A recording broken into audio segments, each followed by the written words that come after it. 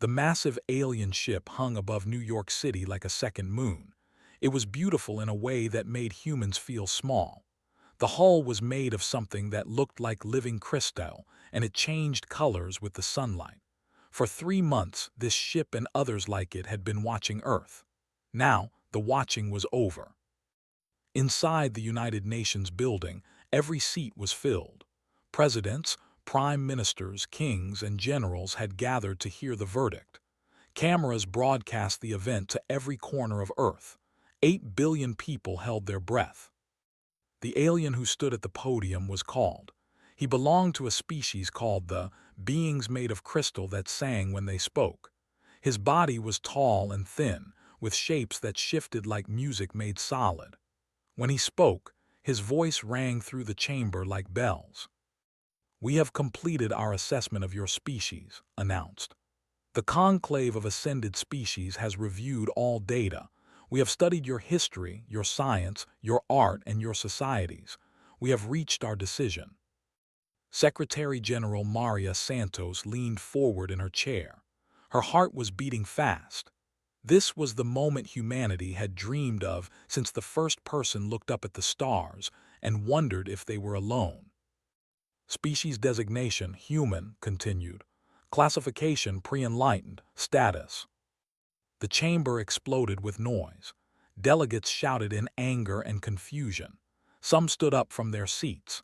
Security officers moved closer to the alien, though everyone knew their weapons would be useless against a species that could cross the stars. Waited for the noise to die down. His crystal body pulsed with soft light. Later, humans would learn this meant he felt pity for them. "Please understand," he said when the room grew quiet. "This decision was not made lightly. We have observed 43 species reach the stars. Each one went through this same assessment. Some passed, some did not. You are not the first to be, and you will not be the last." Secretary General Santos found her voice. "On what grounds? What did we do wrong?" The ambassador turned to face her. "Where should I begin? Your species has existed for 300,000 years. In that time, you have fought over 100,000 wars among yourselves. You have killed billions of your own kind for reasons of territory, religion, ideology, and sometimes for no reason at all. We have grown beyond that," Santos argued. "We have learned." "Have you?" His voice was gentle, which somehow made it worse. "Your nations still point weapons at each other. Your people still divide themselves by the color of their skin, the gods they worship, the lines drawn on maps. You have built weapons capable of destroying your entire planet, and you keep them ready to use." A Chinese delegate spoke up. "Those weapons have kept the peace for centuries." "You call it peace," replied. "We call it fear. True peace comes from understanding, not from the threat of destruction. This is what we mean when we say you are pre-enlightened. You have intelligence, yes. You have creativity and passion, but you lack wisdom. You lack the ability to see beyond your own small conflicts." The Russian president stood. "And your species, your conclave, you have never known war." "We have known war," admitted. "But we learned its lessons. We evolved beyond it. When we reached the stars, we did so with open hands, not closed fists. We sought to learn, not to conquer. You have built warships and called them explorers. You have sent soldiers into space and called them pioneers. We see what you are, humans. We see what you could become, and we are afraid of it." The chamber fell silent. The alien's words hung in the air like smoke. "Your technology is also a concern," continued. "You still burn dead plants for energy. You split atoms with no understanding of the damage it causes. Your medicine is crude. Your transportation is slow. You have barely left your own planet, and yet you believe you are ready to join civilizations that have traveled between galaxies." Secretary General Santos felt tears forming in her eyes, not from sadness but from anger.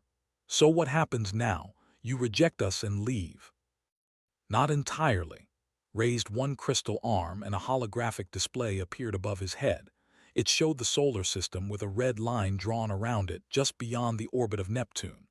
The Conclave will establish a quarantine perimeter at the edge of your system. You may expand within this boundary. You may colonize your neighboring planets, mine your asteroids, build stations around your gas giants, but you may not leave. Any human vessel that crosses this line will be destroyed.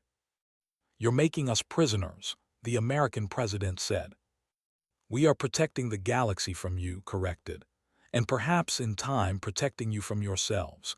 You are a young species, humans, violent and passionate and full of potential. Perhaps in 1,000 years you will be ready. Perhaps you will prove us wrong. We have been wrong before. He paused and his crystal body chimed softly, but I do not think so. The ambassador left Earth that day. His ship rose through the atmosphere and joined the others waiting in orbit. Together, they sailed outward, past Mars, past Jupiter, past the cold darkness of the outer planets. They established the quarantine perimeter exactly where had said they would. And then they left humanity alone. In the years that followed, humans raged against their cosmic prison. They sent diplomatic missions that were turned back at the perimeter.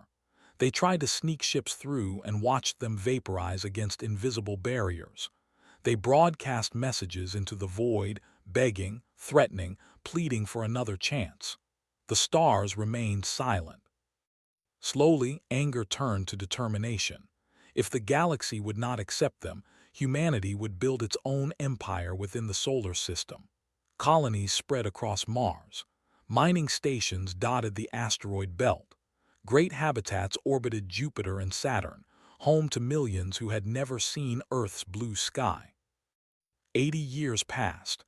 Children were born who had never known a time when aliens were not real. The conclave became a distant fact of life, like gravity or death. Humans learned to live within their prison. But they never forgot the insult, and deep in their hearts they never stopped preparing. Because humans had one trait the conclave had failed to understand. It was not their violence or their passion or their crude technology. It was something simpler and more dangerous. Humans never gave up. And somewhere in the darkness beyond the solar system, something terrible was coming. Something that would make the conclave regret their arrogance. Something that would teach the galaxy what humanity was truly capable of. The stars had rejected mankind. Soon, they would beg for their help. The warning came on a Tuesday morning, though such things meant little to the people living on Titan Station. There, in the orange haze of Saturn's largest moon, colonists had built a life far from Earth's troubles.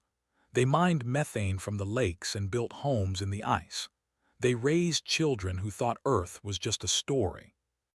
Commander was drinking her morning coffee when the alarm started screaming. She ran to the observation deck and saw something impossible.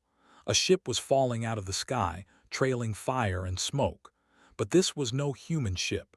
Its design was alien, beautiful even as it died. Crystal structures jutted from its hull like broken bones. "That's a conclave vessel," her second officer whispered. "They're not supposed to come past the perimeter." The ship crashed into the methane sea 3 kilometers from the station. Ordered rescue teams immediately, though she did not know if the alien inside could survive. They found the ship sinking fast, its crystal hull cracked in 100 places. Inside, they found the pilot.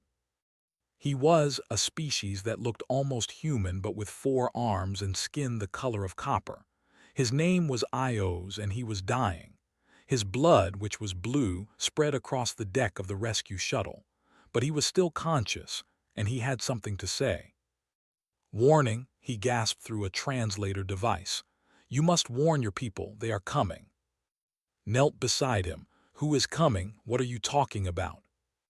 The alien's 4 eyes went wide with fear. "They broke through our lines. They are sweeping through the galaxy. 11 species are already gone. They are destroyed. They are harvested. Nothing we do can stop them." Other colonists had gathered around. They stared at the dying alien with a mix of fear and wonder. Most of them had never seen a member of the conclave before. "The conclave us membership," said slowly. "They locked us in this system. Why should we care about your war? Ios grabbed her arm with surprising strength. Because they are coming here. They do not care about the Conclave's laws. They do not respect quarantine lines. Your system is in their path. They will arrive in 14 of your months. The words hung in the air like poison. The Conclave said, "Will they help us? Will they defend us?" The alien laughed and blood bubbled from his lips. The Conclave cannot defend itself. Our fleets are broken. Our worlds are burning. We sent ships to warn the species in this path, but there is nothing more we can do. He coughed weakly. I am sorry. We were wrong about you. We judged you harshly. Perhaps if we had helped you grow, you could have helped us fight, but now it is too late for both of us. What are these? Asked. What do they want? They want everything. Io's voice was fatting. They are not like other species. They do not want territory or resources or power. They want to consume. They absorb other life forms into themselves. They take our technology, our bodies, our very thoughts. They have been doing this for millions of years, spreading across the universe like a disease. How do we fight them? The alien's 4 eyes focused on her face. You don't. No one does. They are too many, too strong, too hungry. The best you can do is run, but you have nowhere to run. He reached up and touched her cheek with trembling fingers. I am sorry, human. Your species deserved better than this. Die well if you can. His hand fell. His eyes closed. Ios, captain of the Conclave vessel Hope of Stars, died on the deck of a human rescue shuttle far from his home. Commander stood slowly. Her crew was staring at her, waiting for orders. She looked at the dead alien and felt something cold settle in her stomach. Then she looked up at the orange sky of Titan. Send a message to Earth, she said. Send it everywhere, highest priority. Tell them what he said, tell them everything. The message reached Earth 4 hours later. It spread across the planet like wildfire. News channels played Io's final words on a loop. Governments held emergency meetings. People gathered in the streets, looking up at the stars and wondering which direction death would come from. But something strange happened in the days that followed. Instead of panic, instead of despair, humanity began to change. Old enemies shook hands. Ancient grudges were set aside. For the first time in history, the species that had spent 300,000 years fighting itself began to stand together. The United Nations called an emergency session. Every nation sent representatives. They argued for 2 days, but in the end, they reached a decision that would have been impossible just 1 week before. They created United Earth Command, a single military authority with control over every soldier, every ship, every weapon on Earth and in the colonies. Admiral was chosen to lead it. She was 63 years old, a veteran of the Jupiter campaigns, and the only officer everyone could agree on.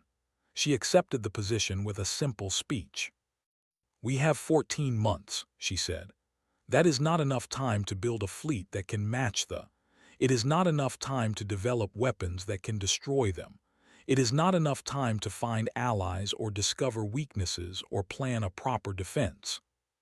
She paused and looked around the chamber at the faces of humanity's leaders. But it is the time we have, and humans have always been good at doing impossible things when we have no other choice.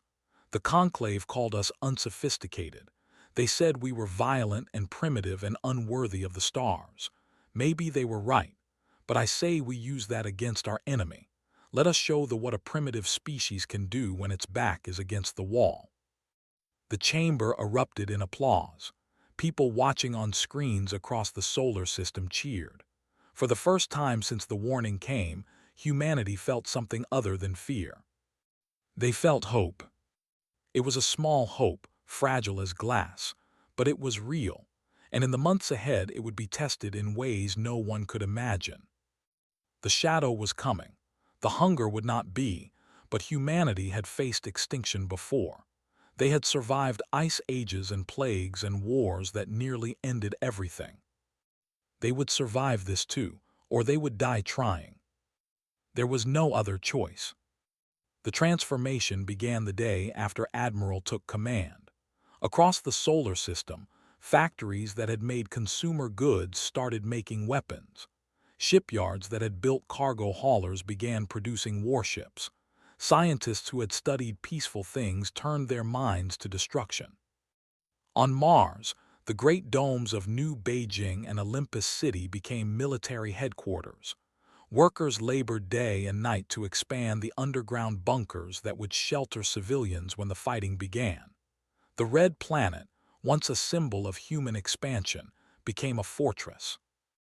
In the asteroid belt, mining captains received new orders. They were no longer looking for valuable metals to sell. Now they searched for rocks big enough to become weapons. Asteroids were hollowed out and filled with explosives. Others were fitted with engines that could steer them into enemy ships.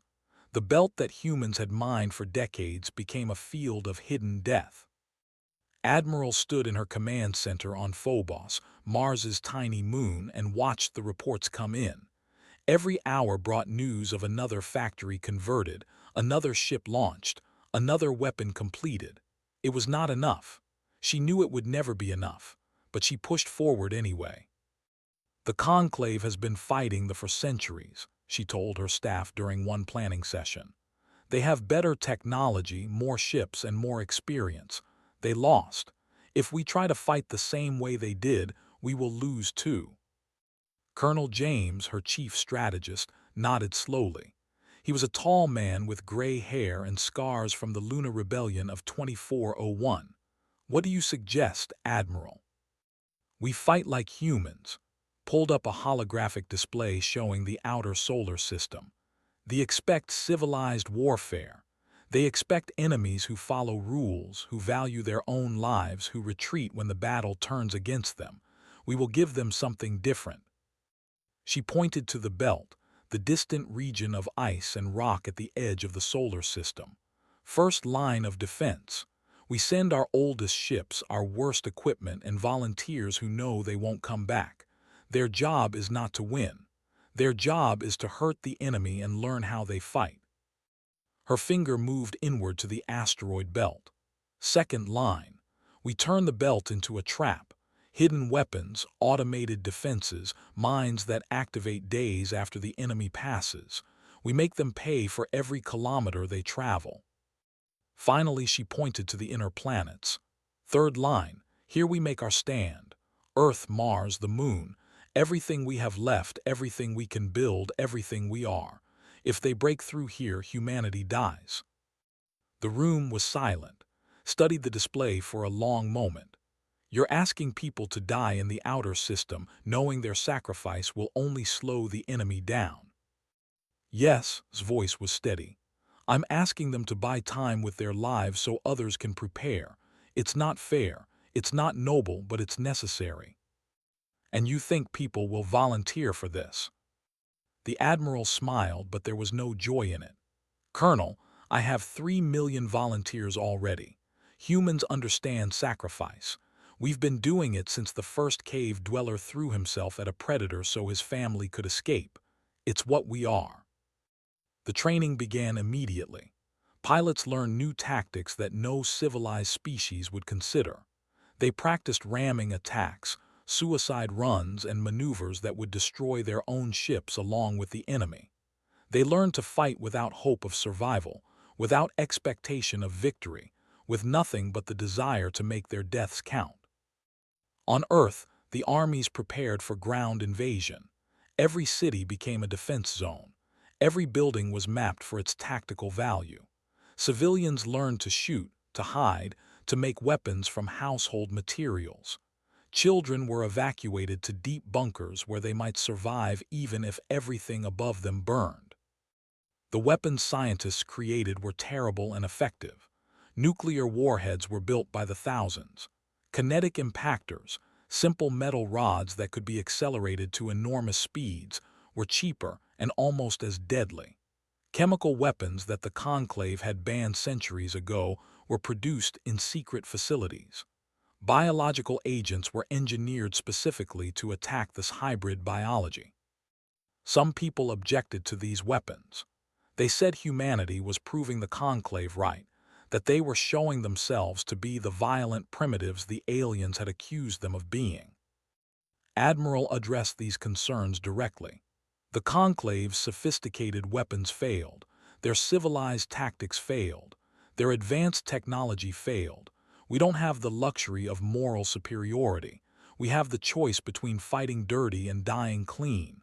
I choose to fight. The months passed quickly. Summer turned to fall, fall to winter. The solar system filled with ships and weapons and desperate preparations. And through it all, humanity waited for the shadow to arrive. It came in the spring. The first scouts appeared at the edge of the belt on March 15, 2428. They were small ships, fast and quiet, designed to observe rather than fight. Human sensors, which had been watching the void for months, detected them immediately. Admiral received the news in her command center.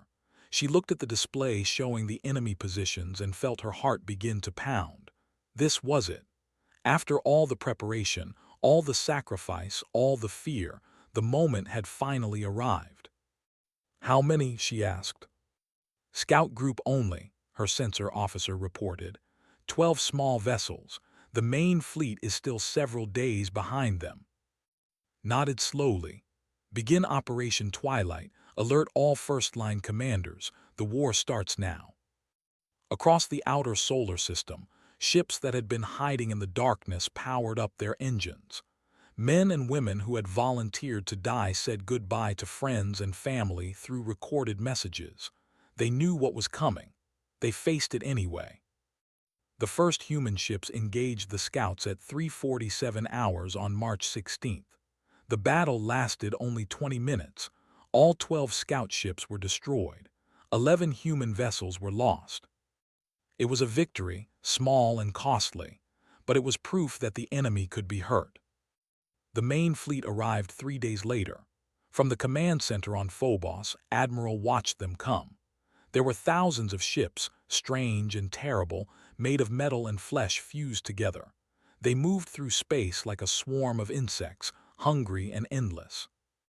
The battle for humanity's survival had begun. And somewhere in that vast fleet, noted the resistance with mild interest. These humans were fighting back.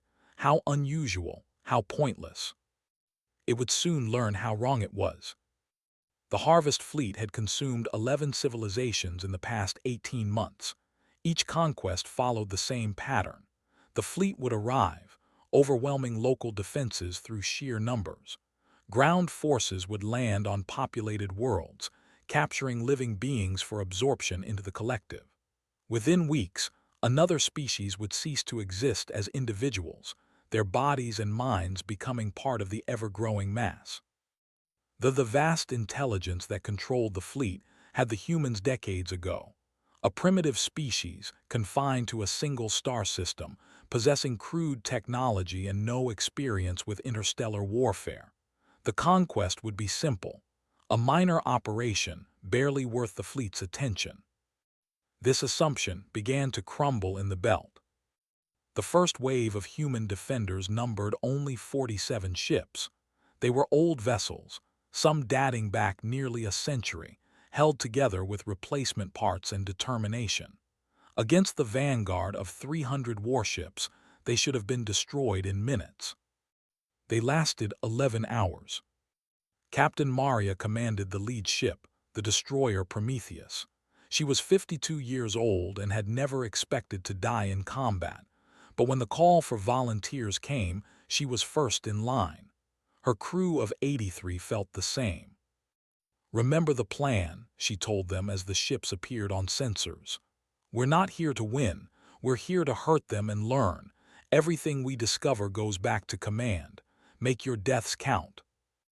The human ships attacked in ways they had never seen. Instead of maintaining distance and exchanging fire, they drove straight into the enemy formation. When their weapons ran dry, they used their ships as weapons, ramming vessels at full speed. When their reactors were damaged beyond repair, they overloaded them deliberately, turning their deaths into explosions that took enemy ships with them. Captain's final act was to steer the burning wreck of Prometheus into a troop carrier. The collision destroyed both ships and killed over 10,000 soldiers waiting to be deployed. Her last transmission was simple: "Tell my daughter I love her. Tell the Admiral we hurt them." The belt engagement destroyed all 47 human ships, but it also destroyed 61 vessels and damaged many more. More importantly, it showed the something unexpected. These humans did not fight like other species. They did not value their own survival. They were willing to die if their deaths caused pain. They adjusted its calculations. This conquest would require more attention.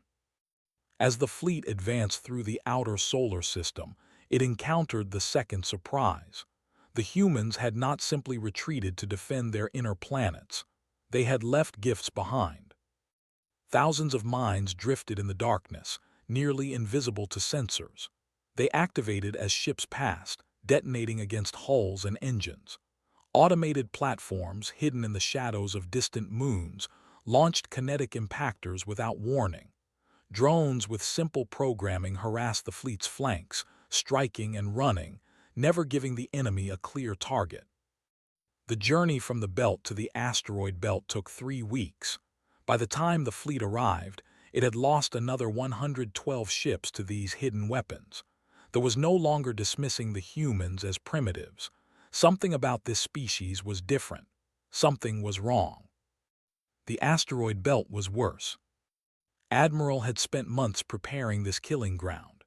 Asteroids that looked natural were actually weapons platforms, bristling with missiles, and others had been turned into guided bombs, their surfaces covered with explosives that could be detonated by remote control. The chaotic terrain of the belt made organized fleet movement almost impossible. Human ships used this to their advantage. They struck from hiding, fired their weapons, and disappeared behind spinning rocks before they could respond. They led enemy vessels into ambushes where hidden platforms waited. They sacrificed themselves to protect each other, buying time for their companions to reload and strike again. Colonel James commanded the belt defense from an asteroid base called Station Omega. He watched the battle unfold on his tactical display, making decisions that sent people to their deaths with every order. "Third wing is gone," his operations officer reported. "Fourth wing is at 40% strength. The enemy is breaking through Sector 7. Studied the display. They were adapting, learning the human tactics and countering them. They were losing ships, but they had ships to lose. Humanity did not. "Activate the deep charges," he ordered, "all of them." Throughout the belt, asteroids that had been mined weeks ago exploded simultaneously. The detonations caught dozens of ships in their blasts. More importantly, they sent debris flying in all directions, creating a deadly cloud of rock and metal that destroyed or damaged everything in its path. The fleet reeled from the assault. For the first time, they experienced something it had not felt in: doubt.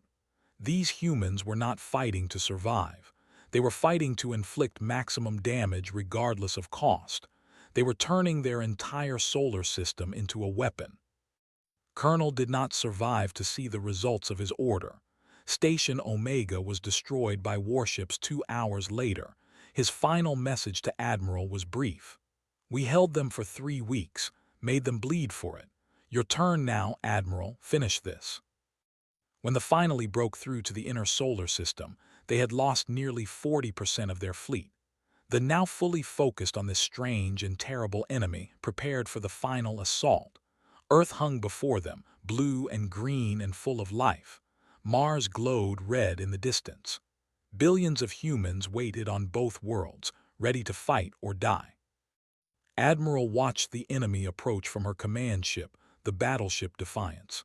She was exhausted. She had not slept more than 3 hours a night in weeks. Friends and colleagues had died by the thousands, and the hardest part was still to come.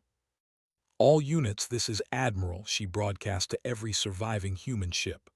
"The outer defenses have done their job. They bought us time. They hurt the enemy. Now it's our turn. We are the last line. Behind us are our homes, our families, everything we love. We hold here or we die here. There is no retreat. She paused, looking at the tactical display showing the approaching enemy fleet. Even reduced by 40%, it was still massive, still overwhelming, still hungry. The galaxy thinks we are savages, she continued. They think we are primitives who solve every problem with violence. Today, we prove them right. Today, we show what human violence really looks like. Make your ancestors proud, make your children safe, and make those bastards regret ever coming to our home. Across the human fleet, men and women prepared for battle. Some prayed, some wept, some laughed at death because there was nothing else to do. And then the attack, and the final battle for Earth began. The Battle of Earth lasted 3 days, and every hour was a nightmare. They attacked with everything they had left. Thousands of ships swarmed toward the inner planets, their weapons tearing through space with terrible beauty. Human defenders met them with missiles and desperate courage. Ships died by the dozens on both sides, filling the void with debris and frozen bodies. Admiral commanded from the Bridge of Defiance, watching her fleet shrink with every passing hour. The tactical display showed red icons everywhere, enemy ships pressing closer to Earth, human vessels winking out of existence one by one. She had known this would happen. She had planned for it. But planning for death and watching it happen were different things. Third Fleet is down to 15%, her operations officer reported.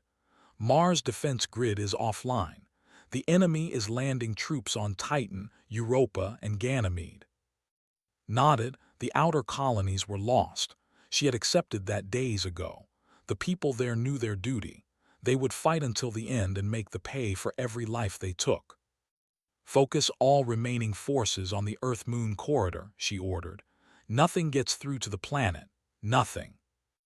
The fighting around Earth was the worst anyone had ever seen. Human ships threw themselves at the enemy with no thought of survival. Pilots rammed their fighters into cruisers, detonating their reactors as they died.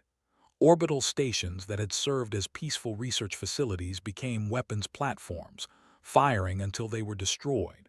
The moon itself was by the battle, its ancient surface torn by explosions and crashes. On Earth's surface, the situation was equally desperate. Landing craft had broken through the orbital defenses, depositing thousands of soldiers in Asia, Europe, and the Americas. These were not soldiers in any normal sense. They were nightmares-made flesh, hybrid creatures built from the absorbed bodies of a dozen species, designed only to capture and consume. But Earth's defenders were ready. In the ruins of Shanghai, General Wei led the Asian Defense Force against a landing zone. Her soldiers used every weapon they had, from advanced plasma rifles to ancient projectile guns. When the ammunition ran out, they used knives and clubs and bare hands. They had never encountered such resistance from any species. They expected populations to flee or surrender. Instead, every building became a fortress, every street a killing ground. They don't understand us, told her troops during a brief pause in the fighting. They have absorbed hundreds of species, but they have never absorbed humans. They don't know what we're capable of. Show them. Similar battles raged across the planet. In the mountains of Switzerland, civilians who had never held weapons fought alongside soldiers. In the deserts of Africa, ancient tribal warriors taught modern soldiers how to survive and strike from hiding. In the jungles of South America, fighters disappeared into the trees and emerged only to kill, then vanished again. The ground forces were being destroyed. Not quickly, not easily, but steadily. Every hour their numbers shrank while humanity's determination grew. In space, Admiral watched the enemy fleet and saw her opportunity. The command vessel hung at the center of their formation, a massive ship built from the fused remains of hundreds of conquered vessels. This was where they resided, the intelligence that controlled the entire fleet. The Conclave had never managed to destroy one of these ships. Their tactics were too careful, too conservative, too civilized. Was not civilized. All ships capable of combat maneuvers form on defiance, she ordered. We're going for the command vessel. Her flag captain, a young woman named Sarah Park, stared at her. Admiral, that's suicide. We'll never make it through their defensive formation. We don't need to make it through, replied. We just need to get close enough. The human fleet, reduced to barely 200 ships, formed around the Defiance. They accelerated toward the enemy formation, ignoring the smaller vessels, focused only on the giant command ship at the center. Warships moved to intercept them, and the space between the fleets became a storm of weapons, fire, and death. Ships exploded around Defiance. The battleship's hull was torn by enemy weapons, its armor melting under sustained assault. Bridge crew died at their stations, and herself was wounded by flying debris. But the ship kept moving, kept fighting, kept pushing forward. Distance to command vessel, asked, blood running down her face. 12 kilometers in closing, Park reported. We've lost main weapons. Engines are failing. We're not going to make it. Smiled, yes, we are, ramming speed. The damaged battleship surged forward one final time. Its broken engine screamed with the effort. Defensive fire tore at its hull, peeling away armor plating like skin. But nothing could stop it now. Nothing could turn it aside. Defiance struck the command vessel at the point where sensors indicated it was located. The impact alone caused tremendous damage, but it planned for more than that. Detonate all nuclear warheads, she ordered. The explosion lit up the sky above Earth. For a moment, there was a second sun in the heavens, bright enough to be seen by the billions watching from the surface below. When it faded, both ships were gone. And something changed in the fleet. This destruction severed the connection that bound the fleet together. Individual ships, suddenly operating on instinct rather than unified strategy, began to make mistakes. They attacked randomly, retreated without reason, crashed into each other in confusion. The swarm had lost its intelligence. Human commanders saw the change immediately. Ships that had been in full retreat turned around and attacked. Ground forces pushed forward against enemies that no longer coordinated their defense. Within hours, the Battle of Earth transformed from desperate survival into methodical destruction. By the end of the third day, the Harvest Fleet existed only in pieces. The cost was terrible. Over 60 million humans had died in the battle and the weeks before it. Mars was by nuclear fire. The outer colonies were devastated. Earth itself bore wounds that would take generations to heal. But humanity survived. 6 months later, a conclave delegation arrived at the edge of the solar system. They came in a single small ship, unarmed and broadcasting messages of peace. Ambassador, who had taken the place of the slain IOs, requested permission to approach Earth. Admiral, who had replaced the fallen, granted it. Stood before the United Earth Assembly in the rebuilt United Nations building. He looked at the humans gathered there, at their faces and hard eyes, and he understood something that his species had failed to grasp 80 years ago. We were wrong, he said simply. We called you unsophisticated. We said you were too violent, too primitive, too dangerous for the galactic community. We locked you in this system and walked away. He paused, his 4 arms spread in a gesture of humility. They have been stopped across the galaxy, not because the conclave found new strength, but because the learned fear. Word spread through their networks of a species that destroyed an entire harvest fleet, a species that fought without limits, without surrender, without any concern for their own survival. They have pulled back to their own territory. They are afraid of you. Admiral listened without expression. The conclave offers humanity full membership, continued. Trade, alliance, cultural exchange, everything we want you. In return, we ask for your help. Help us protect the galaxy from threats we cannot face alone. Considered the offer. Around him, humanity's surviving leaders waited for his response. We'll help, he finally said. Not because you asked nicely, not because we forgive what you did. We'll help because it's the right thing to do and because some of us actually learned something from this war." He stood and walked toward the alien ambassador. "But understand this. We're not your soldiers. We're not your weapons. We're partners or we're nothing. Treat us as equals or stay out of our system." Bowed deeply. "Agreed. And Admiral, for what it's worth, I am sorry. We should have seen what you truly were." "What we truly are," corrected, "is survivors. We've been surviving since we climbed down from the trees. Ice ages, plagues, wars, and now alien invasions. The galaxy kept trying to kill us, and we kept refusing to die." He looked out the window at the sky, where stars were just becoming visible in the evening light. Stars that no longer seemed so distant. Stars that humanity would soon walk among. "That's not sophistication," he said quietly. "That's something better, that's human." In the years that followed, human ships joined the galactic community. They brought their crude weapons and brutal tactics and inexplicable refusal to accept defeat. Other species watched them with a mixture of fear and admiration. The galaxy had learned an important lesson. The most dangerous creature in the universe was not the one with the best technology or the longest history or the most refined culture. It was the one that absolutely, completely, stubbornly refused to give up. And humanity had never given up on anything.